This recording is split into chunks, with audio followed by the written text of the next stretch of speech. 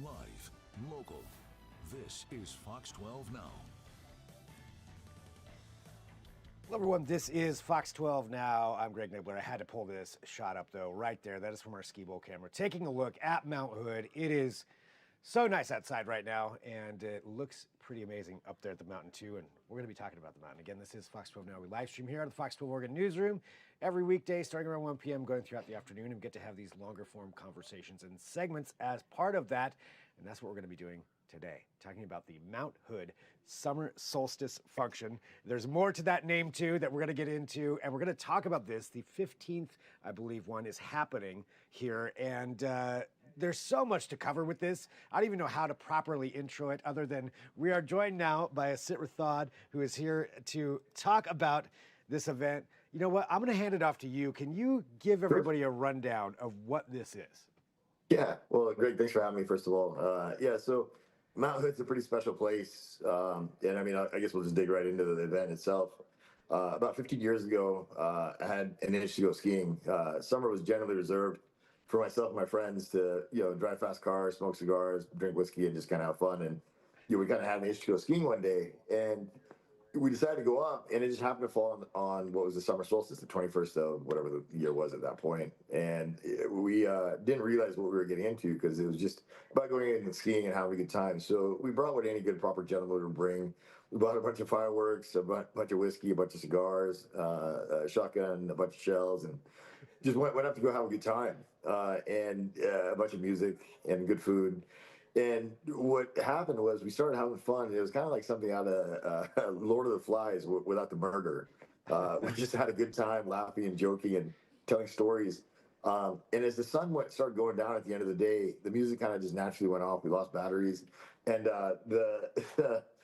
the day turned out to be something that was so magical, it was kind of hard to describe. So as the years progressed, it evolved into, a few more people and a few more people, and then accelerated to kind of what it's become today, never realizing what we kind of started. So, the infancy was truly just three friends going out and having a good time on a day that was the longest day of the year to kind of celebrate, coming into summer, but then also the days getting shorter and getting a little bit closer to winter every day from that day forward for us skiers and mountaineers. So a little bit of both those kinds of celebrations, but yeah, going up there and just enjoying, the magic of Mount Hood, and getting outdoors here. And Mount Hood, I know, is pretty special for you because you've been skiing for a very long time, right? Yeah, so I was born and raised here in Portland. Mom and dad immigrated from East Africa in 1971. I was born here in Portland, went to school, and then, like a lot of people, moved to Chamonix, France for 5 winters, and then 4 summers in South America, skiing 200 days a year, and spending my springs always climbing and skiing off Mount Hood. So it's a place that became very special to me, and it's kind of where I grew up skiing. So to me, it's the most magical place in the world. And as the event's grown year by year, it's kind of taken on a life of its own, and it's lovely to watch. It's just it's changing so quickly and evolving so quickly. I think sometimes people don't realize what it is, and I think a big part of just me chatting with you and talking today was really to kind of like talk about the event, how great it really is, but also just kind of to be a good steward and kind of push it in the right direction, because again, it's not my event, it's not anyone's event. It's a day that's been here thousands of years before us, thousands of years after us. But simply just how to kind of do it semi-responsibility, and just do it in a way that doesn't get anyone hurt or put anyone in awkward situations. Right, safety and respect for the natural environment that's right up there. Yeah. Well, let's talk about that. What are some of the big things that people should know if they're going to go up there for this particular event? Yeah, so I think it was about somewhere in year 9 or 10, I forget what it was. I was reached out, and I heard there was some scuttle going on about it, and people were trying to shut the event down because it was growing so big. And it started pulling in kind of a negative connotation. I've been kind of a polarizing person as well in the mountains. People like me or hate me or love me, but it's what it is. But what I realized when that started happening, I've been in a fair amount of legal trouble in my life, so I know that it's better to get in front of something than hide from it. Well, as this started happening, I reached out to the National Forestry Service and the Clackamas County Sheriff to find out what was going on. And they kind of opened my eyes to a lot of things I never realized. The National Forestry Service or National Forestry Parks are there for a reason. They have these laws and regulation, something that I never really realized because I never intended or had the idea this event would grow so big. But it's to preserve the natural beauty of that environment. So if one or two people or a group of 7 or 8, I forget what the permit capacity is out there enjoying it, they shouldn't have to walk into a place that's just mobbed with thousands of people in any kind of organized event. What I did was I canceled the event officially, kind of. No one's job is to tell you how to enjoy the mountains or how to enjoy the outdoors, and certainly it's not mine. And I've got an outlaw spirit, so I'm not here to tell anyone how to live their life or how to enjoy the mountains. But if it comes at the expense of one or two people or a group of people, it's not a nice thing. Your enjoyment, your happiness should come never at the expense of someone else. So what I started doing was putting out a message and some guidelines on what to do and how to approach it, responsibly. And we can get into details, but it's on my Instagram, and people can look it up. You just look up Illumination Saddle Summer Solstice, and it'll come up of what I've written an article for a couple different magazines. So. But it's just a guideline of how to do it responsibly, smart, and truly just kind of following guidelines, and it'll lead to a lot safer and a lot more responsible an event. In the end, hopefully, just no one ever gets hurt, or people continue to do it safely. So. Yeah, which can, I mean, when you start exponentially growing like that, a lot of people jumping in there. And I would imagine you do have to have some amount of skill to be going up to where you're going. And I would think, even that skill level, if people don't necessarily have that, that could lead to some dangerous situations and also, respect of that area up there. Right. What do you think is the right mindset that somebody should have before they head up there? Say they are skilled, they can handle that terrain, but going up to something like this, what's the right mindset to have before they do it? I think the right mindset is the respect for the outdoors and respect for each other. I think most people that have gone out, and I get reached out, people tap me a lot to ask my input on what to do and what skill level it takes. And I'm a bit of a recluse. I don't enjoy talking to people, but I definitely, I think it's important to talk to the first timers and the people that want to enjoy it for the first time, because most people that have the ability to go out and do this thing, they know what to do and what not to do.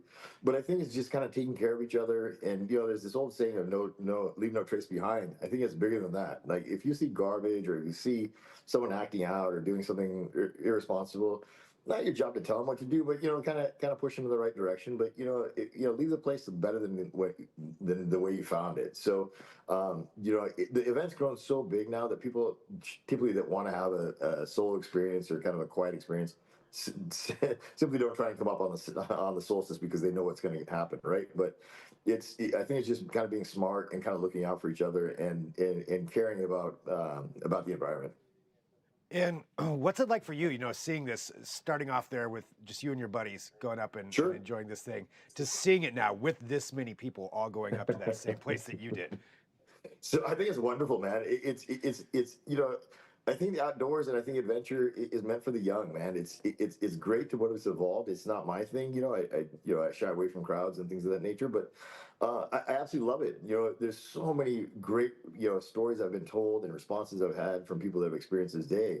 So I love where it's evolved. I had no idea that they would take this direction or this course. But yeah, it's fantastic. I think the only thing is it keeps growing and growing and growing.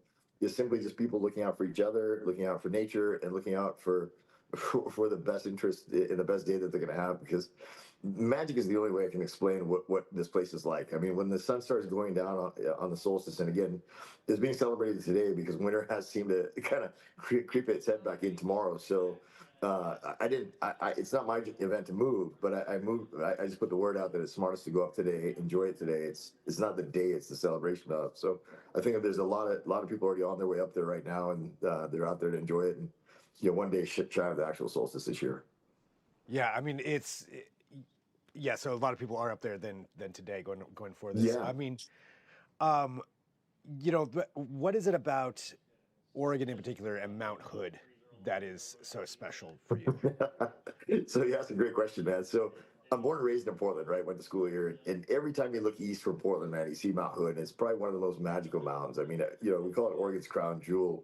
I've been around the world, the Himalayas, Europe, South America, all over the place, skiing and climbing. But Mount Hood has this magic about it, and again, maybe it's just, I'm biased because I was born and raised here, but there's something very special because it's unique in the fact that it sits by itself. It's part of the Cascade, the Cascade Rim. But it's, you know, you see it every day when you look outside of Portland, right? In the winter, in the summer, and you know, climbing and skiing from the summit, you know, it's been kind of my life, and you know, over the last 30 plus years, it's all really done and focused on. You know, it's the reason why you know I've been single my whole life. I've never had kids, and my entire focus of my entire life has been skiing and climbing. You know, not just here but around the world. But yeah, there's something very special about Mount Hood. In Illumination Saddle, there's something very magical about the way the rock sits. And when you look due west, you can see the Oregon Coast Range as the sun sets, you know, over it. The moon starts rising in the east as you look east from Mount Hood towards, you know, eastern Oregon. So yeah, it's absolutely a beautiful place. Yeah, I mean, and I agree. It's amazing up there. I have not done that, but I haven't gone up for that one. But yeah, it's so awesome. Well, what do you think is one of the most important things that you want to convey to everybody? I'm sorry, what was the question again? I apologize. I'm sorry. What's one of the most important things that you want to convey to everybody just about, you know, about this, you know, coming on talking about this event, but just the experience in general? Yeah. I mean, I think the only message that I truly want to get out there is to respect nature, is to respect each other. You know, take care of the first timers.